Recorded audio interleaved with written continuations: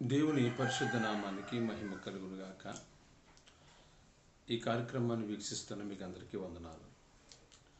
సర్వశక్తిమంతుడైన యేసుక్రీస్తు పేరిట మా కార్యక్రమాలు వీక్షిస్తున్న మిమ్మల్ని అందరినీ కూడా దేవుడు బలపరచునుగాక.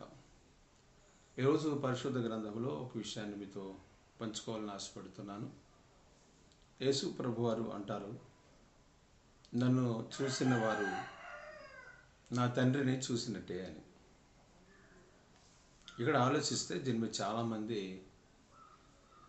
కలవరపరిచేటటువంటి వాళ్ళు ఏమంటారంటే, ఆయనే తండ్రి, ఆయనే కుమారుడు, ఆయనే పరిశుద్ధాత్మ అయితే ఆయన నేనే తండ్రి అనకుండా నన్ను చూస్తే తండ్రిని చూసినట్టే అనగానే అర్థం ఏంటంటే, ఇంకా నేనే తండ్రిని అని చాలామంది చెప్తూ ఉంటారు. కానీ బైబిల్లో ఇది చాలా తప్పు. తండ్రి వేరు, కుమారుడు వేరు, పరిశుద్ధాత్మ వేరు. ఒకడు అంటాడు పిచ్చోడు, మార్కు యేసు నామం సంఘం అనుకుంటా, బ్రనహం గారి శిష్యుడు, యేసు ప్రభు వారి గురించి చాలా తప్పుగా అంటే తండ్రి పాత నిబంధనలో, కొత్త నిబంధనలో కుమారుడు అంటాడు.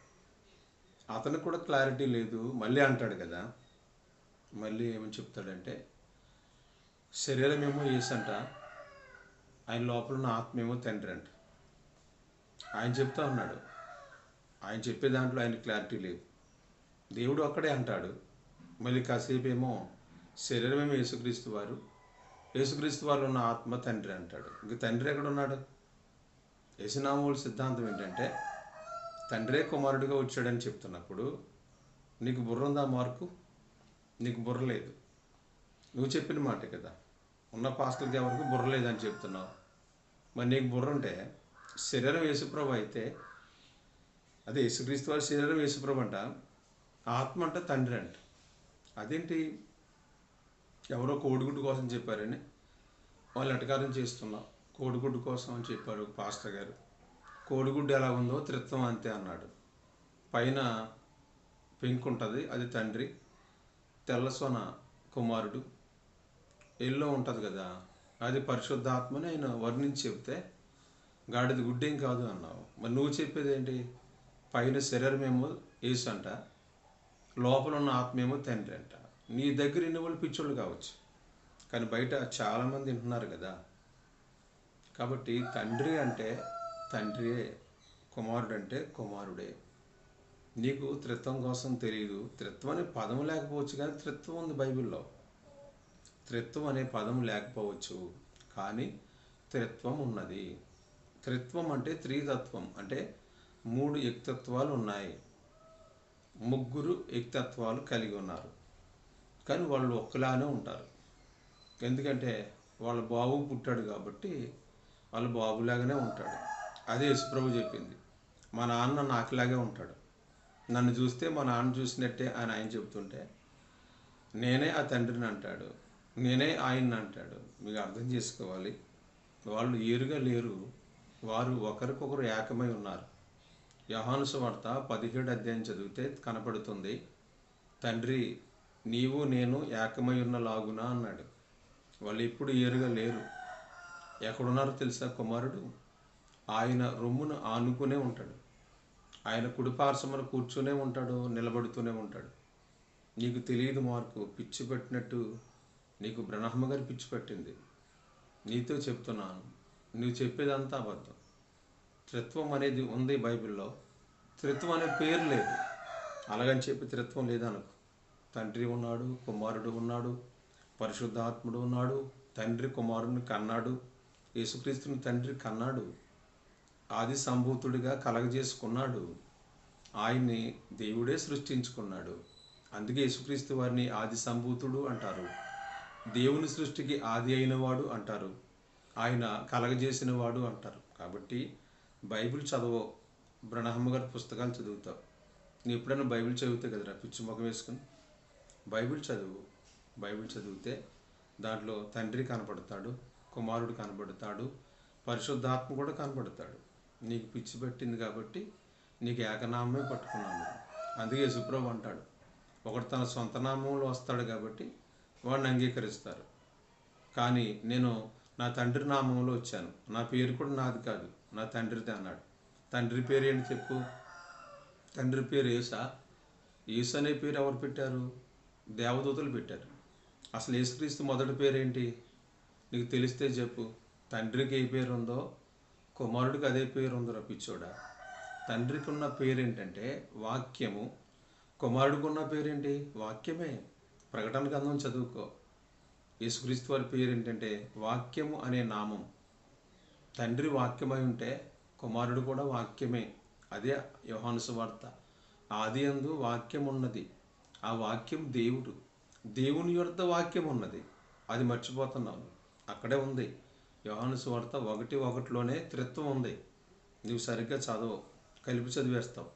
కలిపి కాదు, విడగొట్టి చదువు. ఆది యందు వాక్యం ఉండేను అనగానే జాబ్ చేసి కిందకి రా. ఆ వాక్యం దేవుడు అని ఉంటుంది. మళ్ళీ కొంచెం ముందుకెళ్ళు, అక్కడ దేవుని యొద్ద వాక్యం ఉండేను అని ఉంటుంది. దేవుని యొద్ద వాక్యం ఉండేను అన్నది.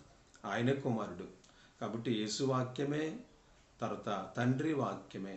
వీళ్ళని పరిశుద్ధ గ్రంథం ఏమని వర్ణించిందంటే సత్యవాక్యము, విను, సత్యవాక్యము, జీవవాక్యము, కృపావాక్యము. ఎన్నున్నాయి? సత్యవాక్యము, కృపావాక్యము, జీవవాక్యము. ముగ్గురు పేర్లు ఏంటంటే తండ్రి గారి పేరు సత్యవాక్యము, కుమారుని పేరు కృపావాక్యము, పరిశుద్ధాత్మ పేరు జీవవాక్యము. ఓకేనా? కాబట్టి ముగ్గురు వేరువేరుగా ఉన్నారు. నువ్వు గంతులేకు, జనం ఆమెను చెప్తున్నారు కదా అని చెప్పి ఎగిరేయొద్దు. నీకు దమ్ముంటే త్రిత్వం మీద రీసెర్చ్ చేయి, బాగా చదువు. బ్రహ్మం పుస్తకాలు కాదు, నువ్వు డైరెక్ట్గా చదివి సంపాదించుకో, బాగుంటుంది. పిచ్చిగా వాగొద్దు. పాస్టర్ల కోసం మంచిగా చదివి యేసునామంలో తింటున్నావు కాబట్టి, బ్రహ్మం గారి సొమ్ము బాగా తింటున్నావు కాబట్టి అలా మాట్లాడుతున్నావు. కొంచెం బైబిల్ కూడా చదివి దేవునితో కూడా సావాసం చేయి, అర్థమవుతుంది. ఓకేనా? ఆయన చెప్పింది ఏంటంటే నన్ను చూసిన వాడు నా తండ్రిని చూడటం అంటే అర్థం ఏంటి?